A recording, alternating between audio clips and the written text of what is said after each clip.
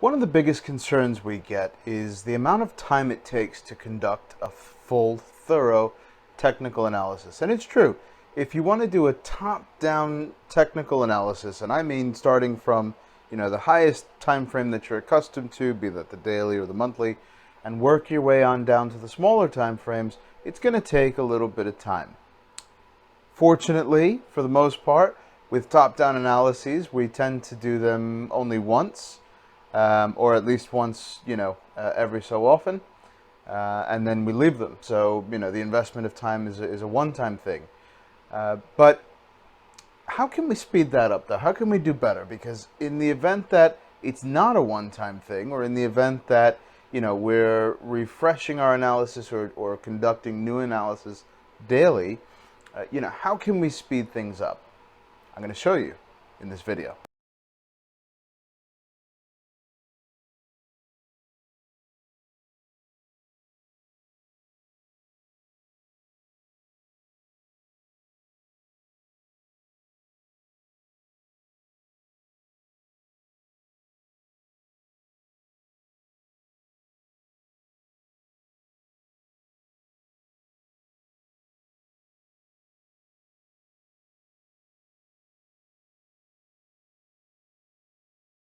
If we just go ahead and turn to a chart, any chart, okay, the goal here is to save what we most commonly use, the horizontal lines, the trend lines, the Fibonacci's, any of the drawing tools that we, most commonly use. The goal here is to save that as a template, okay?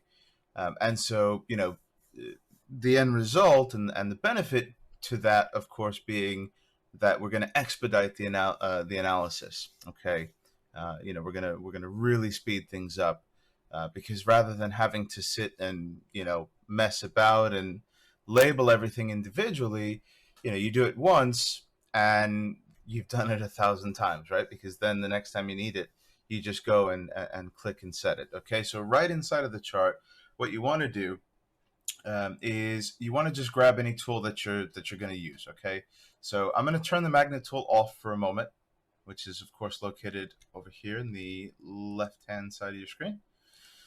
And so I'm going to grab any tool, and in this case I'm going to use a horizontal line just as an example. Okay, now I want to use this horizontal line and I want to set this up as a down sub A boundary, and then I want to set up another one as a down sub B boundary. Okay. Now, another benefit that I didn't mention before, but it is an important benefit here. Another benefit is that you streamline your analysis. Okay, because it's so much easier to come up with a naming convention and stick to that naming convention early on if you just do it once, right? Because if you try to do it over time, you're going to forget the template that you've used, in terms of your naming convention, right? So some things are going to, say certain things a certain way and in a certain order and with a certain font, and they're going to appear a certain way, and other things are going to appear differently. And the problem with that, I mean, that's okay if you're okay with that sort of thing, then that's okay. But for me personally, I perform better. I do better if everything is more streamlined. Okay, it also speeds me up because if I'm scanning through the chart and I'm just having a look through the chart, and I see everything streamlined, I know what the colors mean. I know, what the symbols mean, what the codes mean, right? Because I came up with that naming convention early on, and because it's the same thing over and over and over again, and it's easily repeatable. Over time, I'm going to just remember those naming conventions. Okay. Anyway, enough droning on about the benefits. Obviously, there are endless benefits to doing this sort of thing. Okay. But anyway, here's how to do it. So like I say, grab any of the tool that you're going to be using. So in this case, like I said, we're going to grab a horizontal line tool, which I'm using because I want to mark off my sub Fibonacci boundary here. Okay, so this is my sub A, and of course this is my sub B. And so what I want to do is, grab the tool, drop it anywhere on the chart. Okay, and then using the little cogwheel, the little settings icon, We want to click there, okay? And we want to type out whatever it is that we're going to, call this. And, you can be as specific or as generic as you please, okay? I recommend being specific, right? The more specific you can possibly be, I think, the better it is, okay? Don't be, don't be so over the top that you lose interest quickly and it's not something that's easily readable and easily recognizable. But don't be so, um, don't be so generic that, you also easily forget what the heck it is you're talking about, right? So anyway, in this case, I want this to say 2 hour, so I'm going to use 2h, and I use the lowercase h for this. 2 hour sub, and instead of capital, if you notice those capitals there, I have the C is capitalized. That just helps me recognize that easier as a capital fib. Okay, it may sound silly, may sound like something small and simple, but it's the little things that make a big difference. Okay. And so anyway, so I want this to say 2 hour sub a, so I'm going to stay all lowercase because this is a sub. So I want sub a boundary, okay? And in parentheses here, I want to go ahead and put a lowercase d. Now the lowercase d is going to do two things. Number one, d is going to signify a downtrend for me. Number two, the fact that it's lowercase also helps me to easily recognize that this is a sub boundary we're looking at, not a capital. Okay. So again, just little things that go a long way that make a very, very big difference. And so, okay, great. So 2 hour sub a boundary, D, lowercase d, to signify downtrend, and it's a sub. Okay, great. Now I went ahead and I clicked OK there. I skipped a step. Now, if you do that like I did just then in error, don't worry. Okay, you can always just go back, click back on that little cogwheel icon, and then right in the bottom left-hand corner where it says template, you want to just click that drop-down menu, and you want to click on Save As. Okay. Now, I recommend saving it exactly as it appears.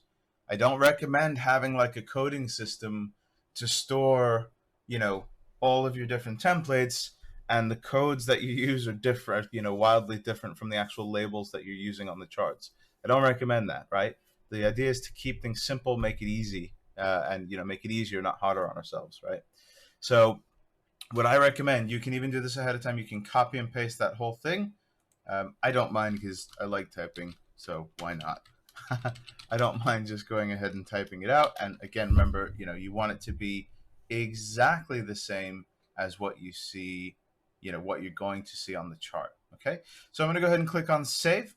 And what you'll notice now is if you come back over to that template dropdown, you'll see that the line you've just saved appears now on this level here. Okay.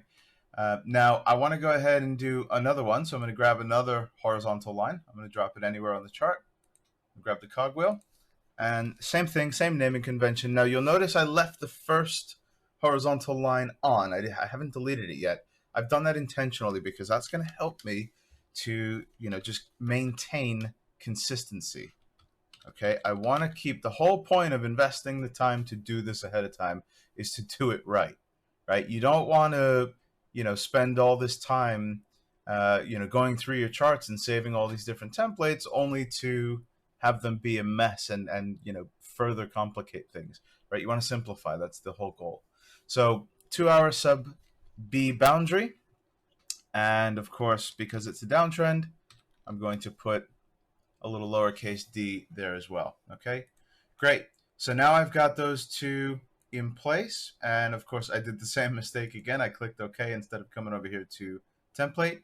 Now I showed you the other way where I typed it out. Right here I can just go ahead and select all and copy, and then click on template, save as, right click, paste, save it, double check, and there it is right there. Okay, so now watch how easy this is. Okay, so now that you have this done, it took a couple of minutes, obviously, and as I'm explaining, it takes a little longer because I'm also explaining it as I go, right?